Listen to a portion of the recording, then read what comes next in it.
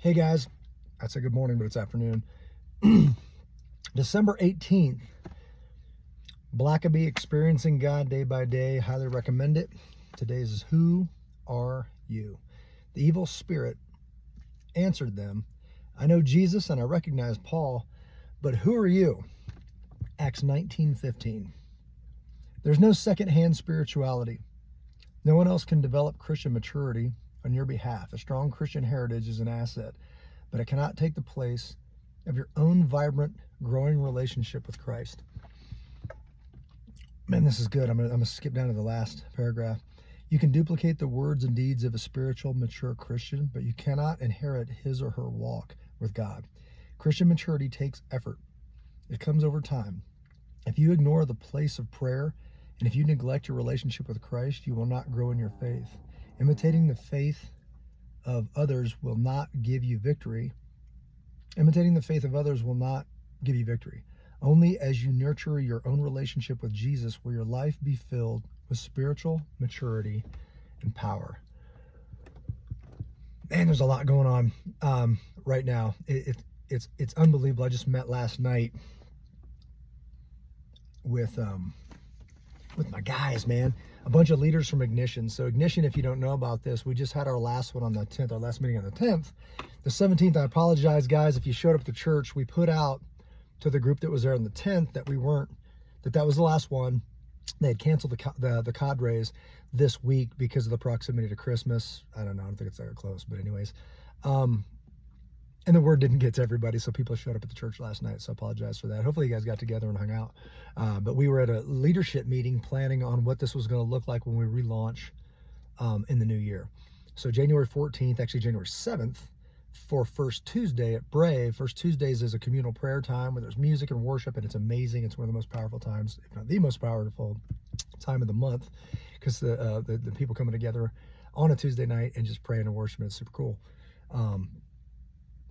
The Tuesday after that will be the 14th, and that's going to be when we kick off for 2025. So if you're looking for it's men, it's Ignition, so Igniting Men for Christ in the South Denver area. If you are looking for something like that, please consider coming and checking it out. And we're going to ramp it up a little bit. We just talked about lessons learned. I had met with Pastor Justin and talked about some parameters, and he definitely wanted to say, like, I want, as long as you guys are doing A, B, C, and D, man, just keep going. There's a lot of energy and some good stuff coming for some guys that are on fire to not only talk about it, but to serve. So I believe there's talking about the Word of God, and there's living the Word of God, and that's where we're really on fire to get people in motion, because that's where I think men come alive. You can talk all day, and if you're not living it, then it starts losing credibility amongst men. So we had a meeting last night talking about this more specifically, being more specific and saying not only, this format that we follow is starting with gratitude, then a message, obviously from God and the Word of God. What is it? What do we all get from it?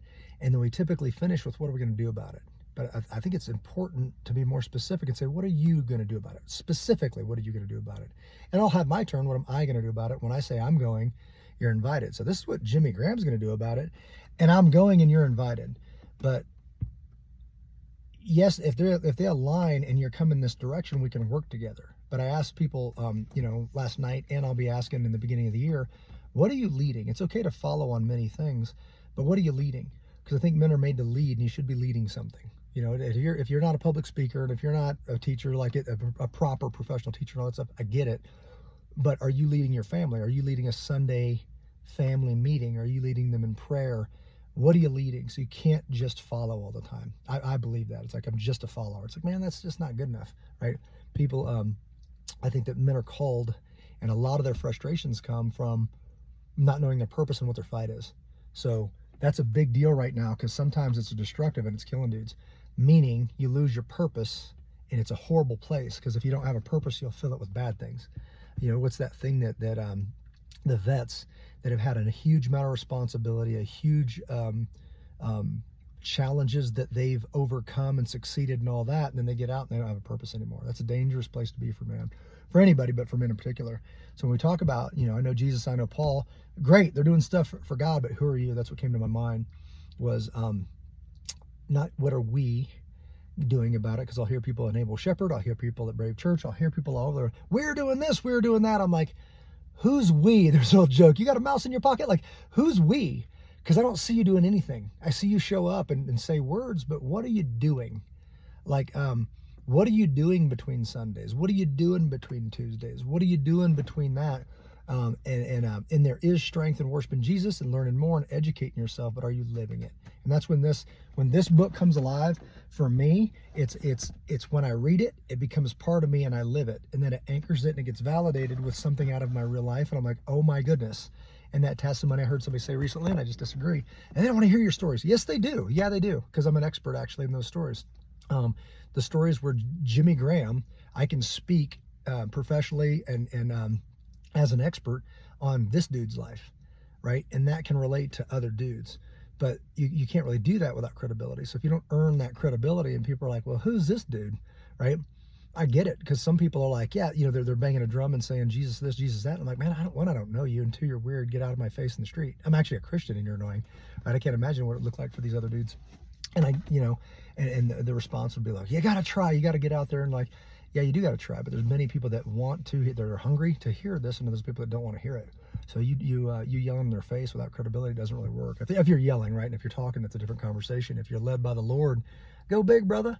Bring some Jesus up to them, but do it in a way potentially that you would want to receive it, respectfully, as if you care about them, So we were coming into some problems with that, and I led a class last week on kind of that deconfliction on how do you talk men, how do you talk to men when the temperature kicks up a couple degrees, right? Now all of a sudden it's like, hey, this isn't friendly anymore, and there's confrontation, and I see people backing away, people buckling, people folding like lawn chairs, or people just ignoring it altogether. I was like, no, that's something I think that I truly believe that men need to be better at, not shying away from confrontation and leaning into it, respectfully having a conversation, much like we did last night. There was agreements, disagreements, there was all this stuff.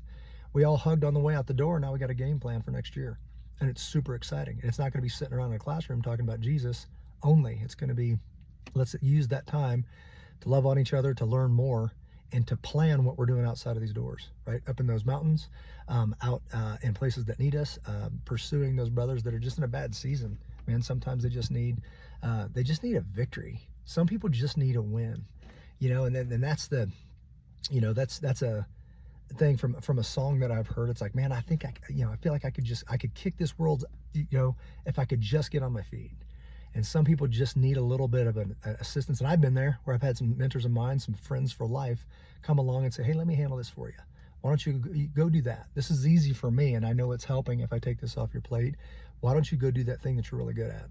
And that led into a business that now sustains my family, and it's growing. So, and it's fantastic. And I when I think about it, I think about that fondly, to where that was a cause that wasn't necessarily theirs, but they made it theirs because they saw something in me they believed in.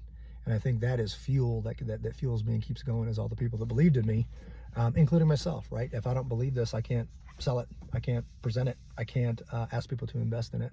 So it's something that I absolutely have to believe. And we're getting there. So hopefully you got something out of that. I know I did. And check it out. I'm gonna lead some other stuff. Just know, heads up, we are gonna start leaning into YouTube. It seems like not everybody's on Patreon, not everybody's on Facebook, not everybody's on Instagram, not everybody's on X. Man, I'm sick of all this, stuff. And if I understand it correctly, and my assumption is correct, I don't think anybody has a real problem with YouTube, right? They might ban this or that. I don't think so, because of the way we're presenting most of our stuff. But I think we're going to lean into that YouTube channel. So make sure you're on it, please. On Abel Shepherd, you'll start seeing these posts. Pretty much there's stuff going everywhere. But if you're on YouTube, our goal is that you'll see everything. Like the upcoming things, the things from, even stuff from the past, the Throwback Thursday, like the stuff saying that we've been doing this for 12 years. A young dude that looks like this guy, but he's got a baby face and no facial hair. Talking about the same thing. We just recently had a shooting, and it's horrible. It's horrible.